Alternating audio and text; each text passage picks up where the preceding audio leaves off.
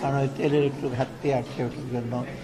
আর আমরা বেশিরভাগ প্রজেক্টগুলো হলো পানি সম্পদ মন্ত্রণালয়, আমাদের নদীগুলো বা এফসিডিএফ প্রজেক্টগুলো, নদীর পাড়গুলো ভেঙে গেছে, ওখানে প্রায় 6টা প্রজেক্ট আমরা অ্যাপ্রুভ করলাম। কারণ অতি দ্রুতগুলো দিয়ে আমরা সংরক্ষণ না করি তবে কিন্তু আলটিমেটলি দেখা যাবে যে আমাদের যে মশা মৌসুমগুলো আস্তে আস্তে ভাঙতে থাকবে। এটা একটা ইম্পর্টেন্ট, একটা 6টা প্রজেক্ট।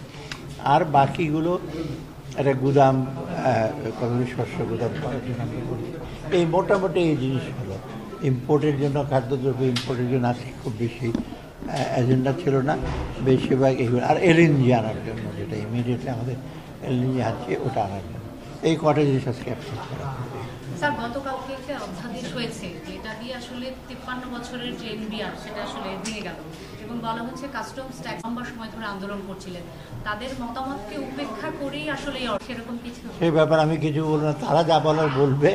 আমরা যেটা করেছি অধ্যাদেশটা ভালো করে অধ্যাদেশটা পড়ে দেখেন ভালো করে, তাদের স্বার্থ সম্পূর্ণভাবে সংরক্ষিত আছে। পলিসি একটা ডিভিশন হবে, এটা অত্যন্ত ছোট একটা ডিভিশন। অথবা এনবিআরের আপনার করার চিন্তা করার, দুশ্চিন্তা করার কোনো কারণ নেই। এনবিআরটা যেভাবে আছে, কত টার্মস অফ রেফারেন্স হিসেবে এটা ইন্টারন্যাশনাল প্র্যাকটিস, পলিসি ডিভিশন আর ইমপ্লিমেন্টেশন ডিভিশন এক থাকে না, সব দেশেই আলাদা থাকে। কারণ পলিসি ডিভিশনটা একটু প্রফেশনাল লোক দিয়ে কাজ করতে হয় এবং অর্থনীতি, পরিসংখ্যান, দেশের জিডিপি এইগুলোর সম্বন্ধে ধারণা থাকতে হয়।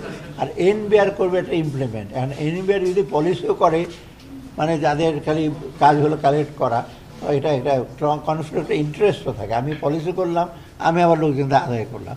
অর্থাৎ আমরা পড়ে দেখেন অধ্যাদেশটা আস্তে আস্তে বেড়েছে গেজেটে, অত্যন্ত মানে আমি মনে অত্যন্ত চিন্তিতভাবে চিন্তা করে করা হয়েছে। ওদের সাথে যে আলাপ করি না তা না, কারণ আলাপ যদি মনে করেন এনবিআরে হাজার হাজার কর্মচারী সদস্যের সাথে আলাপ করে তা না, যারা মেম্বার সদস্য ডেফিনেটলি তাদের সাথে আলাপ করছে। ওদিকে আবার প্রশাসনের লোকের কিছু মন্তব্য আছে, তাদের সাথে আলাপ করা। স্যার, প্রশাসনের কথা বলছিলেন স্যার, 26 ক্যাডার যদিও একটু অন্য প্রসঙ্গ, 26 ক্যাডারে এই অন্তর্বর্তী সরকার দায়িত্ব নেওয়ার পরে আন্দোলন করেছে, তারা নিজেদের ক্যাডারে নিজেদের মানুষটা। স্যার, একটু শেষ করি, সেখানে এনবিআর এর মতো জায়গাতে আবার অ্যাডমিনের বলা হচ্ছে, মানে তারা অভিযোগ করছে যে অ্যাডমিন রাজস্ব আদায় কোনো প্রভাব পড়বে না। রাজস্ব আদায় কোনো প্রভাব না। রাজস্ব আমরা এই পর্যন্ত যেটা অলরেডি কিন্তু রাজস্ব আদায় গতবারের তুলনায় 2% কিন্তু বেশি হয়েছে, খুব হতাশাব্যঞ্জক না। আমি আরও এক্সপেক্ট করছি অ্যাটলিস্ট গতবারের চেয়ে কম তো হবে না, যে বলে 2% করে।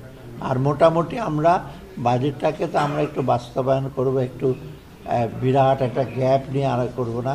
প্রকল্প এডিপিটা আমরা একটু বাস্তবায়ন করব। আমরা অত্যন্ত বাস্তব প্রজেক্টে, বড় বড় মেগা প্রজেক্টে ধার করে ডেফিসিট দিয়ে এগুলি করব না, এবং ব্যাংক থেকে বড়োইংও করে বিরাট তারপর টাকা ছাপিয়ে আমরা এগুলো বাজেটটা বাস্তবায়ন করব।